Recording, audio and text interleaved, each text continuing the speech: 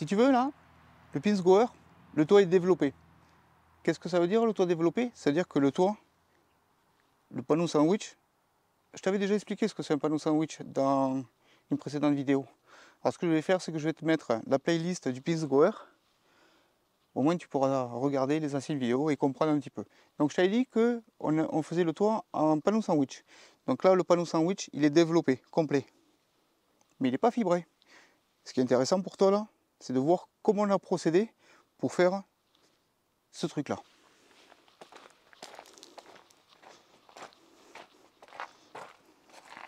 Donc là, on a gardé les 3 arceaux d'origine dedans. Et par-dessus, on a posé des panneaux Woody. Le Woody, je t'ai déjà montré ce que c'était. Et après, ça nous a permis de développer les côtés et le dessus. Bon, là on est à l'intérieur, ça sera plus facile pour toi et pour moi de t'expliquer. Donc tu vois, ça, ici, ce sont des arceaux d'origine. Les arceaux d'origine viennent se reposer sur les barres de toit. Tu vois, les arceaux d'origine, ils viennent se reposer ici. Ça, c'est une barre en acier d'origine. Ils sont emboîtés dedans, clac, de chaque côté, tu vois. Hop, ici et ici. Et eux, ils sont maintenus par des goupilles. Voilà, d'origine, c'est fait comme ça. Il n'y a rien de plus. Et après, tes arceaux, tu peux les enlever comme ça, facilement. Donc nous, comme tu peux voir ici, on est parti sur 2 plaques. Là, il y a le développé. De là, hop, au bout, on est à peu près sur 2,4 m, 2,5 m, en gros. Et après, il y a un développé de côté, chaque côté. Donc il y a 2 plaques centrales. Et après, il y a 2 morceaux extérieurs qui sont faits. Tac, pour les retours. Comme tu peux voir ici, sur toutes les longueurs là, ça, c'est du mastic polyuréthane qu'on a mis. Donc si tu veux, les plaques, de là, cette bande là, si tu veux, c'est le milieu. Donc là, tu as une bande, hop, qui arrive jusque là. Et après, de ce trait marron, il y a un développé tout seul qui fait le retour ici. Donc en tout, si tu veux, on a utilisé 2 grandes plaques centrales et 2 petits morceaux extérieurs sur les côtés pour les développer, pour les arrondir, hein, comme ça. Donc les trous que tu vois là, les mastiques, si tu veux, c'est que dans le Woody, on a rainuré le Woody pour pouvoir lui donner une souplesse, pour épouser la forme du toit. Donc c'est pour ça qu'après, ça a été rebouché au mastic polyuréthane, parce que le mastic polyuréthane, hop, ça colle. Je te montrerai plus en détail après. Là, c'est la vue générale pour t'expliquer. Ici, c'est le panneau qu'on a déjà fait, que je t'ai déjà montré. Alors t'inquiète pas, toutes les couleurs qui sont dessus, il y a un film de protection. Hein, voilà. Il y a un film de protection de carrossier. Donc toutes les coulures, ça n'existera plus quand le film de protection sera enlevé. Comme tu peux voir ici, un rail alu. Donc une équerre alu qui vient se repositionner sur l'intérieur comme je t'ai montré. Et fixé par des inserts tout le long. Donc pour le soulever le toit, c'est pas prêt de s'arracher. Sachant que d'origine, c'est juste mis avec des goupilles. Rien de fou. Développé jusqu'ici. Donc là, le panneau s'arrêtera à ce niveau. Et à l'arrière, le panneau s'arrêtera ici. L'arche,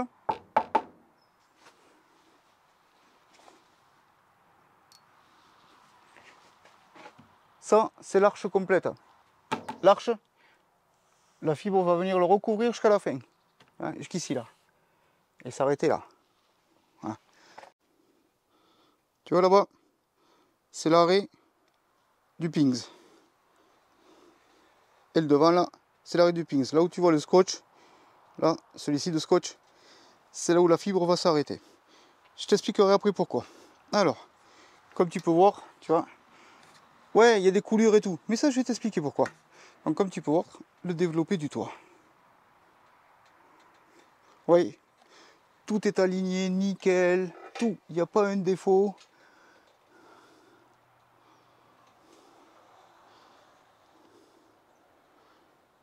Alors, à savoir que là, pour l'instant, la fibre de verre n'a pas été posée dessus. Hein. Ce qui est posé dessus, c'est du micro-ballon. Alors qu'est-ce que c'est le micro-ballon? Ben, c'est ce truc blanc là. C'est de la résine avec des billes de verre. Bon, je vais te montrer de toute façon, je vais te l'expliquer. Donc si tu veux, ce micro-ballon, ça nous permet de saturer le panneau Weedy parce qu'il a tendance un petit peu à absorber la résine. Donc si tu mets 1 kg, lui va t'en reprendre un peu. Et comme le panneau Weedy à l'intérieur, c'est de la mousse de PVC, je crois. Non, du polystyrène, pardon, du polystyrène.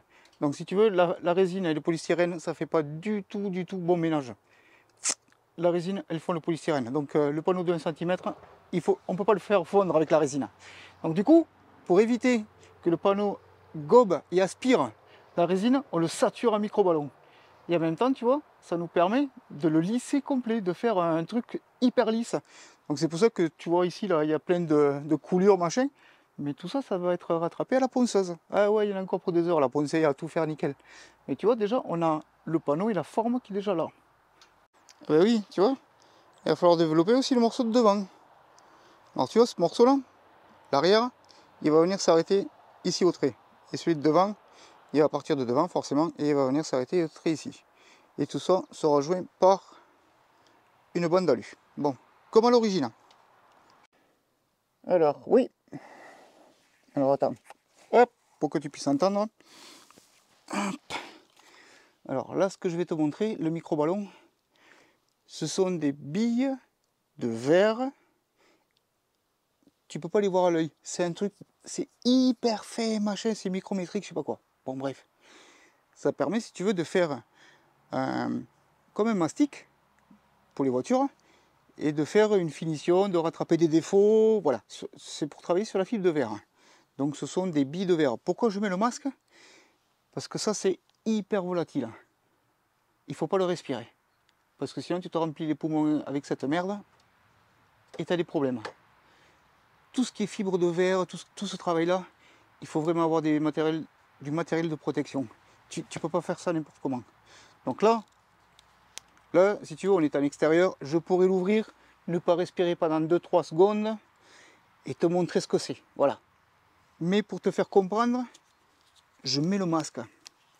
Parce que tu vas voir comment ça bouge dans tous les sens.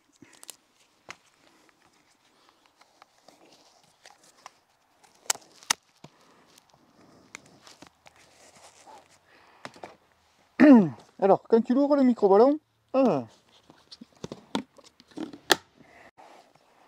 micro-ballon, voilà ce que c'est. C'est une poudre blanche. T'as vu là? La poussière que ça fait, ça? Ça, si tu le respires, ça te remplit les poumons. Cette poussière-là, que tu viens de voir,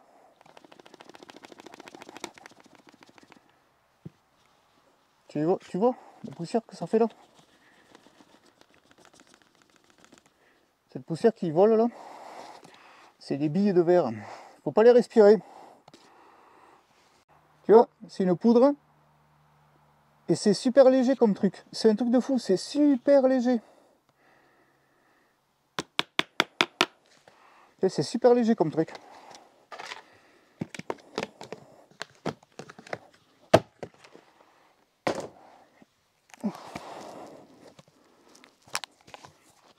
Bon. Maintenant que tu as vu ce que c'était, alors ça, si tu veux, ça se mélange avec de la résine. Et la résine, avec du catalyseur, bien entendu. Et ça, tu t'en sers pour combler des défauts, rattraper de certains endroits. Bon, voilà. Je te fais pas de dessin. Si tu veux un jour, on verra tout ça. Alors, maintenant pour développer la fibre, ce qu'il nous manque à faire, tu vois, c'est d'attendre que ce soit sec, le micro-ballon, et de pouvoir passer la ponceuse pour attraper tous les défauts dessus. Et après, on pourra commencer à fibrer. Pour fibrer, il y aura un mat 300, un autre mat 300 et un mat 600. Ouais, à l'intérieur et à l'extérieur. Bon, j'en vois déjà certains arriver dans les commentaires et me dire « Ouais, mais la rigidité, en 4x4, le truc il va bouger dans tous les sens, comme ça. » Ouais, ben, figure-toi que, comme je t'ai déjà dit, hein, c'est pas moi qui développe ça. La conception, la fabrication, tout, c'est mon pote qui fait. Comme je t'ai déjà dit, mon pote, il a travaillé dans des dans la fabrication du nautique, sur des catamarans. Il a travaillé sur des coques de F1. Bon, c'est quelqu'un qui sait de quoi il parle. Alors tout ce que je te remontre et tout ce que je t'explique, c'est ce que mon pote m'a appris. Tu vois? C'est pas compliqué. Alors, pour les questions de gondolement, machin, solidité et tout, tu te rappelles, je t'ai expliqué que chaque panneau est fait avec un mat 300, plus un mat 300, plus un 600 biaxial. Le 600 biaxial, je t'ai déjà expliqué ce que c'est. Tu vois, c'est ce truc-là, avec des fibres entrecroisées. Tu as des fibres comme ça et des fibres comme ça, sur le papier.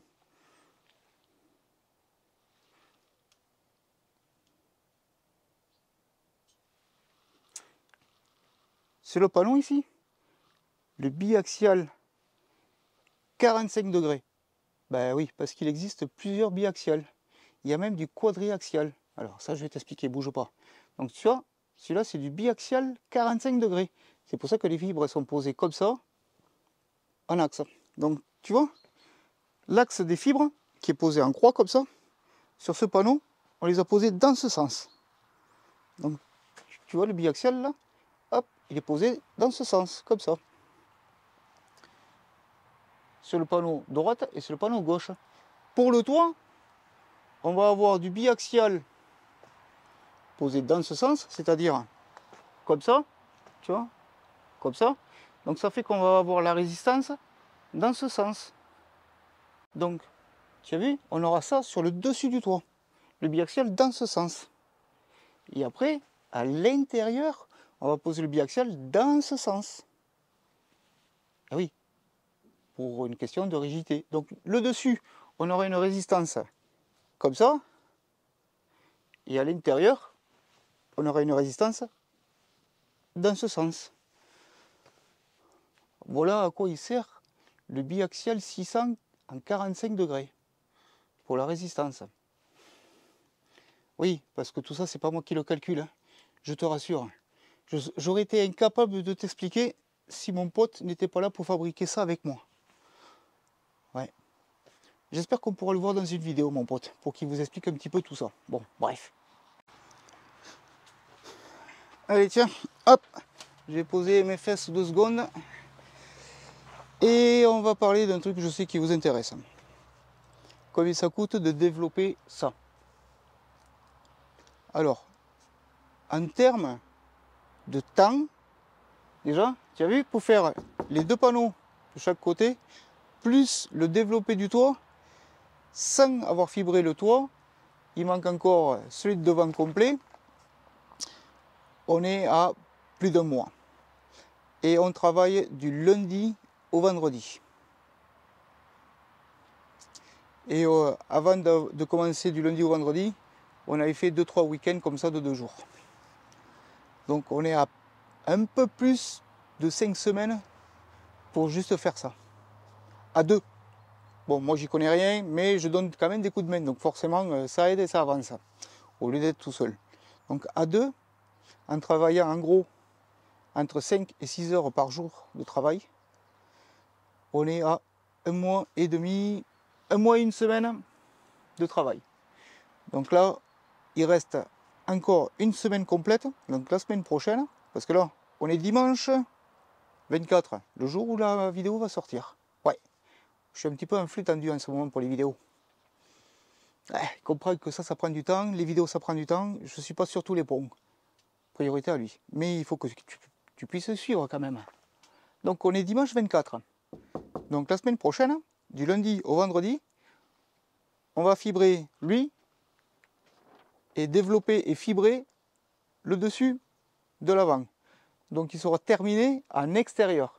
Il manquera à fibrer l'intérieur du toit ici et l'intérieur du toit de devant. Voilà. Bon, maintenant, en termes de coût. En termes de coût, alors à savoir que mon pote il est venu sans outils et moi, pour travailler la fibre, j'avais pas tous les outils. Donc il a fallu acheter plein de choses. Ouais. Bon, si un jour ça t'intéresse, je te ferai des détails. Mais là, pour développer tout ça, une fois terminé complet, pain, machin et tout, on est à 1600 €. Oui, 1600 €. Tu vas me dire c'est cher? Non. Une bâche, c'est 4000 euros. 4000 euros la bâche. Tu crois pas qu'on est quand même mieux avec un complet fibre? Ah oui, parce qu'il y aura la porte aussi derrière, hein, en fibre. Sur un complet fibre, à 1600 euros, bien entendu, il n'y a pas les heures de travail comptées, voilà, il n'y a pas tout ça. On parle juste de matériel. Voilà, tu sais, les fournitures, tout ce qui est consommable, disque à poncer, la résine, les fibres, les profilés alu, voilà, tout ça. On parle de tout ça. On est à 1600 euros. Ça, si ça devait être développé dans une entreprise et vendu, on est entre 5 et 6 000 euros. Allez, je te dis à dimanche prochain.